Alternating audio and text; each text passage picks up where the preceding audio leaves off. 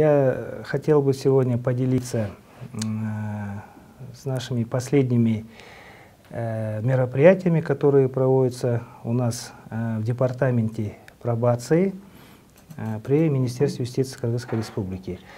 Ну, изначально я хотел бы представиться. Я являюсь директором департамента пробации. Вот. Как ранее мы уже освещали, что наш департамент функционирует с сентября 2019 года. Значит, ну, как мы все уже знаем, это новый институт в нашем государстве. Вот. Он является, с одной стороны, исполнительным органом и позиционируется как социальный институт. Если простым языком говорить, то департамент в каждодневной своей работе ведет работу с лицами, которые получили условное осуждение без изоляции от общества. Вот. Ну, в первую очередь хотел бы отметить, что департамент продолжает функционировать также в штатном режиме при Министерстве юстиции. Ну, это в свете того, что в наш адрес поступают вопросы, как проводимая в нашей стране реорганизация затронула вас или нет. Нет, у нас не затронула, мы также при Министерстве юстиции работаем. Ну, хотел бы обозначить такие значимые моменты, которые мы уже провели в нашем департаменте. Поподробнее остановиться на работе нашего департамента в сфере цифровизации.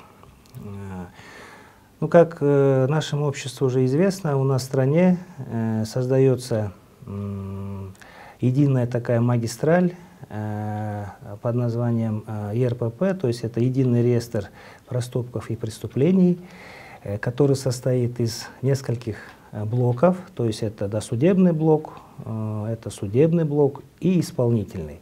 Вот как раз-таки в исполнительном блоке мы должны уже присутствовать, то есть мы это Государственная служба исполнения наказания в рамках своей компетенции и департамент пробации, тоже как исполнительный орган в рамках своей компетенции. На сегодняшний день нам уже удалось, значит, завершить работу по созданию одного модуля нашей автоматизированной информационной системы пробации.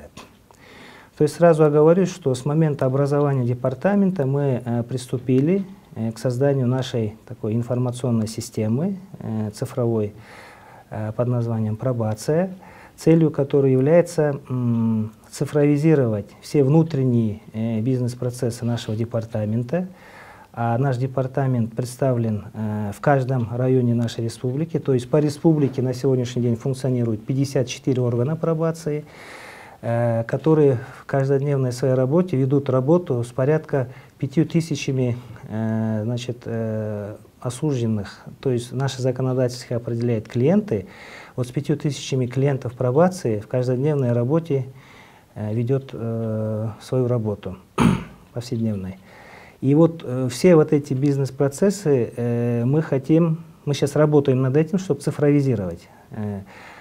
Значит, наш АИС, он состоит из ряда модулей, он из пяти модулей будет состоять. То есть это, значит, будет отцифровизированы наши виды пробации. То есть это вот, если более подробно остановиться, то департамент, значит, ведет работу по 4 видам пробации. Это досудебная пробация, это исполнительная пробация, это пенитенциарная пробация и постпенитенциарная пробация. Вот в рамках этих 4 пробаций департамент ведет работу, и мы вот сейчас на сегодняшний день, значит, разработали, провели соответствующие тестовые работы по досудебной пробации. То есть, чтобы нашим слушателям, читателям было понятно, речь идет о взаимодействии департамента пробации с судебными органами в части подготовки пробационных докладов или мотивированных заключений органами пробации. для суда. Вот этот процесс мы на сегодняшний день смогли уже оцифровизировать. Значит, все 54 органа через развернутую нами локальную сеть по республике подсоединены. Обмен данными идет в цифровом формате, и мы уже присутствуем вот вышеотмеченной магистрали ЕРПП. На сегодняшний день мы уже присутствуем в ЕРПП, и держатель этой магистрали ЕРПП, это Генеральная прокуратура, она также уже видит, значит, все процессы, всю работу в рамках досудебной пробации на сегодняшний день. Это, я считаю, такой положительный момент для нас, что мы смогли за такое короткое время, ну, относительно короткое время, реализовать и вот уже запустить этот модуль. Также, значит, у нас продолжается работа по реализации второго блока, это исполнительный модуль. То есть мы уже на стадии завершения тестовых работ. И думаю, в ближайшее время вот тестовые работы завершатся, то мы уже, наверное, перейдем в такое боевое тестирование, то есть уже реальные, актуальные данные мы начнем вводить и в рамках исполнительного модуля нашего АИС. Вот. Практика показала, конечно, что когда вот мы внедрили вот эти цифровые технологии, то менеджмент, управление нашими территориальными органами, он в разы, значит, улучшился. То есть на сегодняшний день мы, как головное подразделение департамента, уже начали видеть реальную картину на местах, то есть в районах. Вот. Я думаю, это очень положительно для нас, и это будет, это повлияет на, положительно повлияет на качество работы, которую ведут, предоставляют наши территориальные органы пробации. Потому что основную работу, значит, именно взаимодействие департамента пробации с клиентами пробации осуществляется в районах, на местах.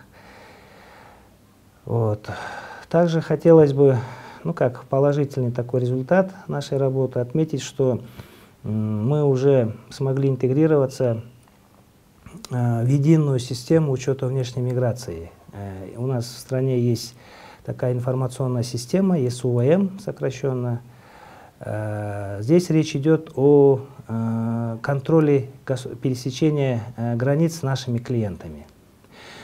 То есть, ну, наверное, вы уже понимаете, что наши клиенты пробации, это осужденные лица, которые совершили менее тяжкие преступления, находятся у нас на учете, и у них есть определенные ограничения в передвижении, в том числе и за пределы страны. То есть клиент, который встал у нас на учет, он без соответствующего разрешения органа пробации не может самостоятельно выехать за пределы страны.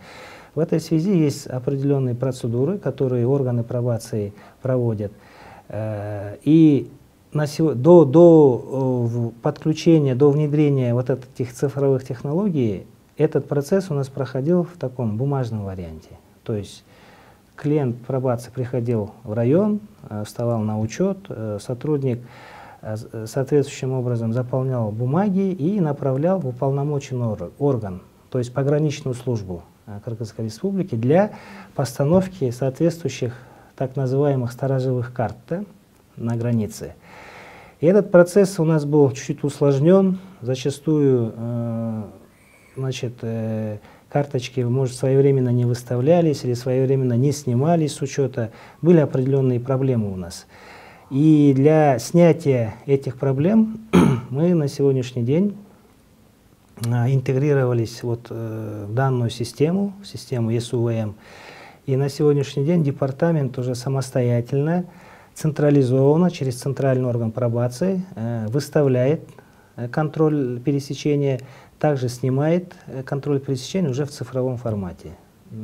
Также отмечу очень положительную сторону, что этот вопрос стал уже очень, ну, так скажем, оперативно, качественно решаться. Да? Ну, что касается вот цифровизации, у нас вот примерно в этом направлении работа идет. Конечно, вот до конца текущего года мы уже планируем завершить полностью реализацию нашей автоматизированной информационной системы пробация. И очень надеемся, что к концу года у нас уже полномасштабно будет функционировать ситуационный центр, который будет полностью мониторить работу наших территорий, мониторить внутреннюю миграцию наших клиентов пробации, и также будет мониторить работу по социальной части, то есть по социальному сопровождению наших клиентов пробации. Вот, мы сейчас над этим работаем. Касательно проводимой работы департамента по социальному блоку. Хотите все сразу? Или как бы... Давайте вот по цифре мы немножко вернемся. Да. Можно я вот... Да. Помните, мы когда в прошлый раз с вами общались, вы говорили, во-первых, про браслеты. Да? То есть я думаю, что это тоже часть, да, такого как бы, цифровой какой-то системы, я не знаю, как ее назвать, куда это относится. Потом какие-то сложности, может быть, все-таки есть при реализации отметить, уже да? этого блока, потому что я вот на днях готовила, тоже здесь приходили как бы представители там Верховного суда, там о цифровизации судов идет речь. Вплоть до того, что заклеиваются камеры этим скотчем, да? То есть как бы клиентам говорится, что, ну то есть людям, да, адвокатам говорится, что технический сбой, а оказывается, когда стали проверять, просто закрыты скотчем.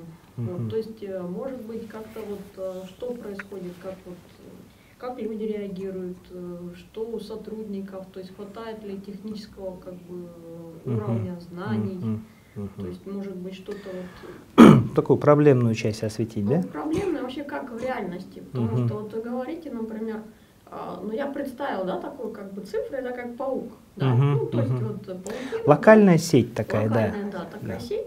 А что вот получается, вот вы говорите на местах, а человек, немножко вот про работу, может быть, этих людей надо рассказать, да? А что они спрашивают с них, что человек пришел, не пришел, а что вы получаете, какие данные, да? То есть или там, я не знаю, там он заболел, или что там, о чем вообще? Почему вы должны каждый день это видеть, и как по закону, например, человек...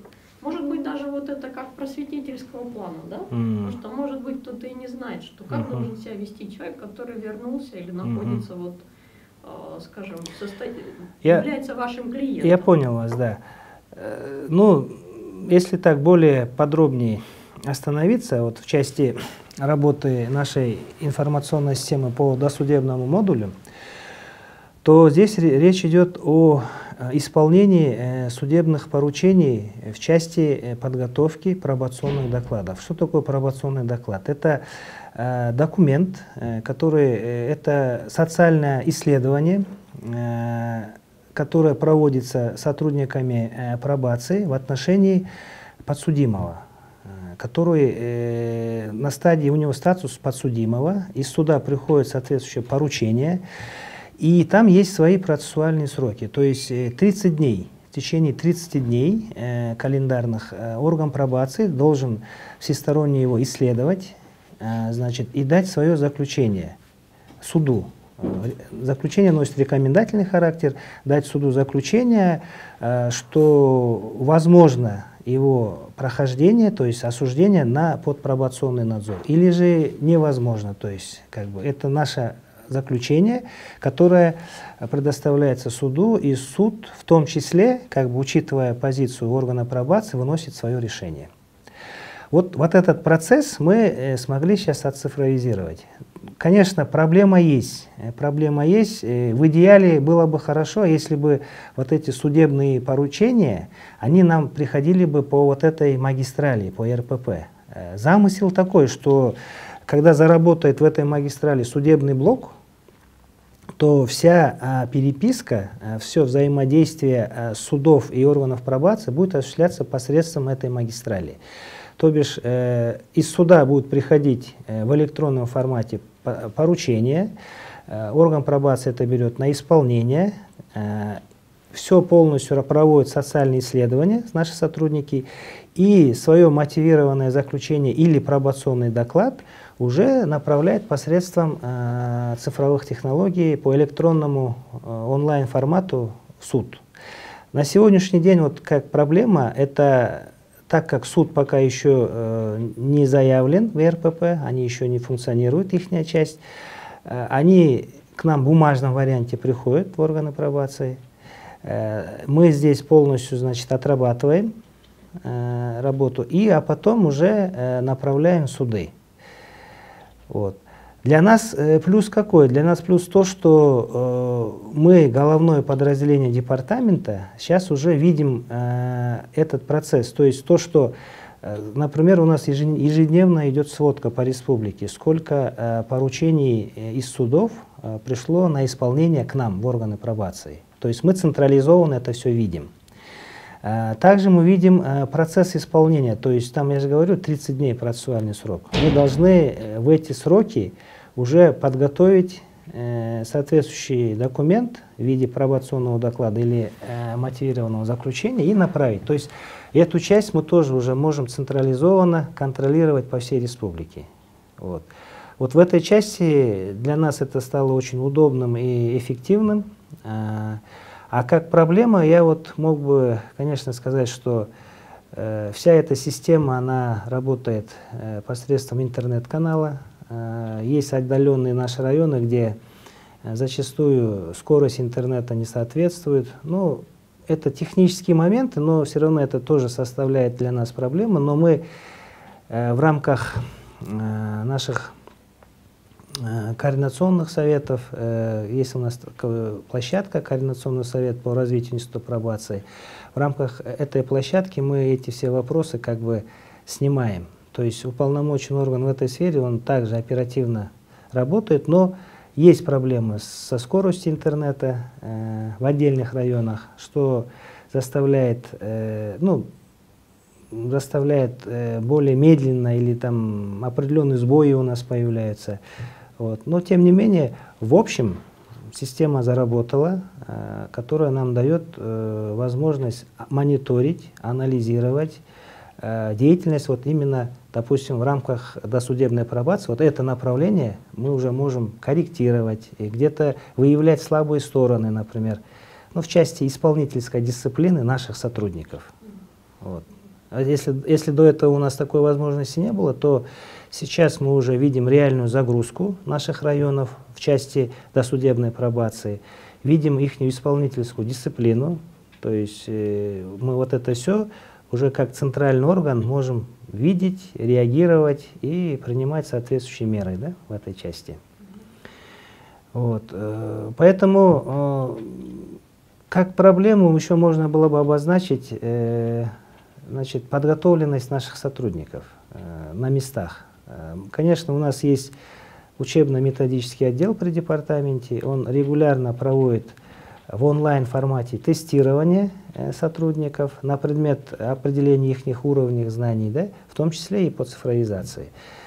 Но есть моменты, когда сотрудники, так мягко говоря, не дружат с техникой, с компьютером, но тем не менее веление времени, как говорится, век цифровизации, это их заставляет сейчас, мы над этим работаем. Они уже привыкают к работе с информационными системами. Но определенные проблемы есть у нас в этом плане. Над этим мы сейчас работаем. Вот. Еще какие моменты? По цифре, что еще? Какие там еще у вас пункты получаются? По цифровизации мы, то, что по ИСУВМ, если уже понятно, да, наверное, там речь идет. А есть ли нарушения уже как бы зафиксированы? Кто-то там убежал, кто-то там что-то. Вы уже вот это видели, какие-то моменты? Не, у нас в части то, что мы ставим на контроль, там уже ответственность идет у уполномоченного органа. То есть мы выставили контрольную карточку на границу, а там уже в случае, если наш клиент, у которого есть ограничения, попытался выехать, то там погранслужба, она, конечно, останавливает, выявляет эти моменты. Факты были, но зачастую это, как правило, не умысла о том, чтобы вот куда-то сбежать не было, просто осужденный клиент, он не владел информацией, что у него стоит ограничение. Например, да, вот такие моменты были. А получается, у всех ваших клиентов, те, которые идут в Да. пробацию, у всех ограничения на выезд, да? То есть это все клиенты просто должны это знать, да? Да, они уже, ну да, часто как бы мы в этой части информационную работу проводим, клиенты все проинформированы, вот, и в этой части как бы особых проблем у нас нет. А вот то, что мы говорили, вот эти браслеты, они будут применяться, как-то вот упоминали? Вообще... Или это как бы исключили мы? Нет, этот вопрос, он до сих пор стоит у нас, актуальный.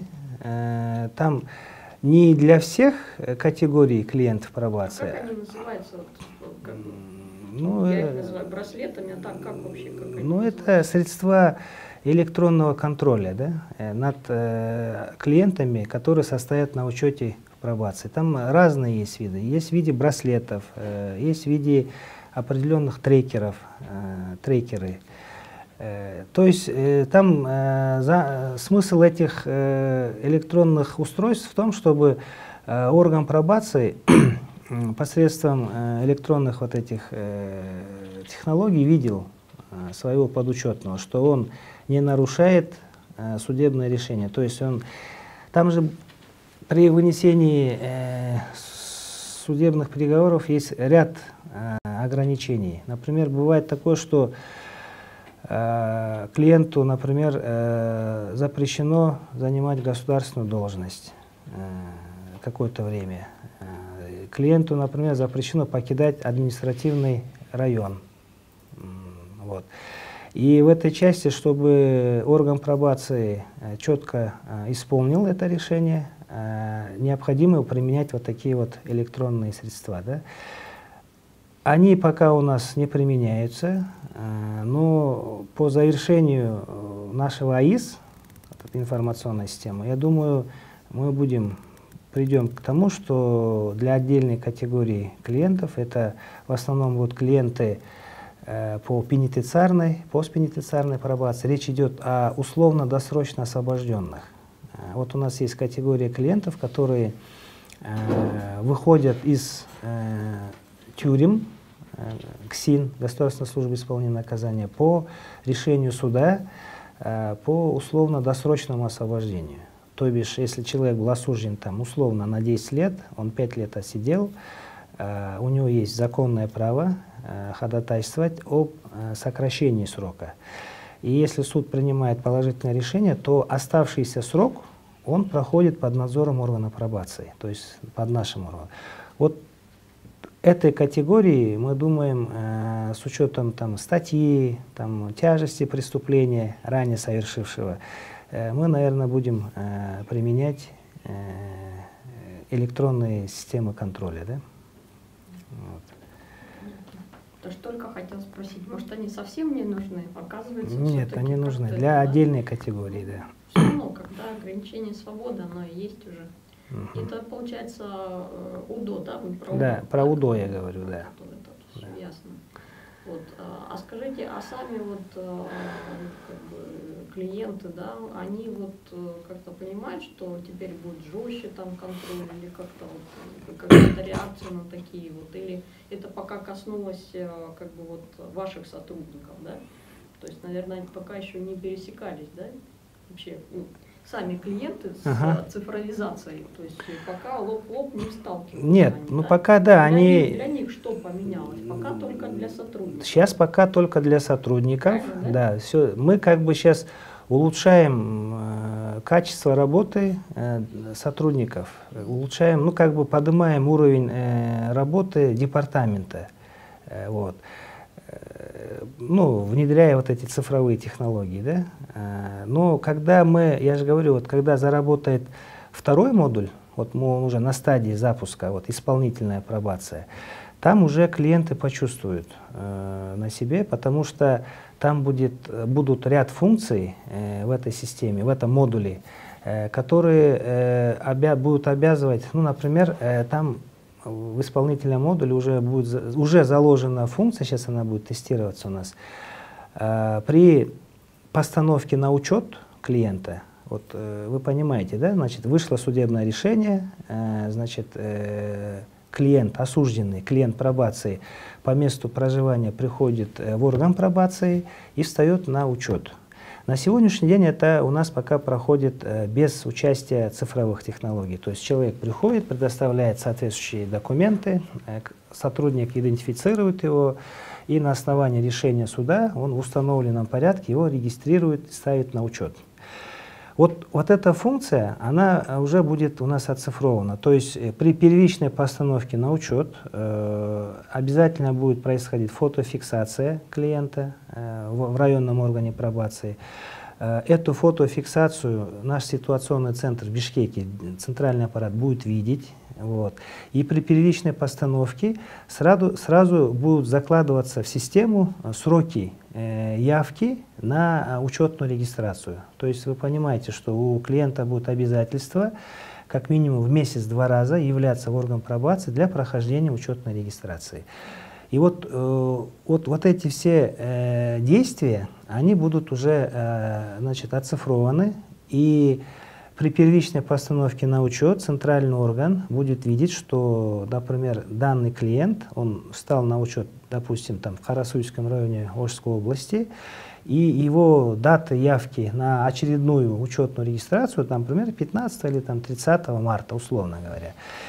И если он в эти даты не явится, допустим, то мы, центральный орган, у нас система будет это показывать красным, что, например, вот условленные дни клиент пробации не явился в орган. Да?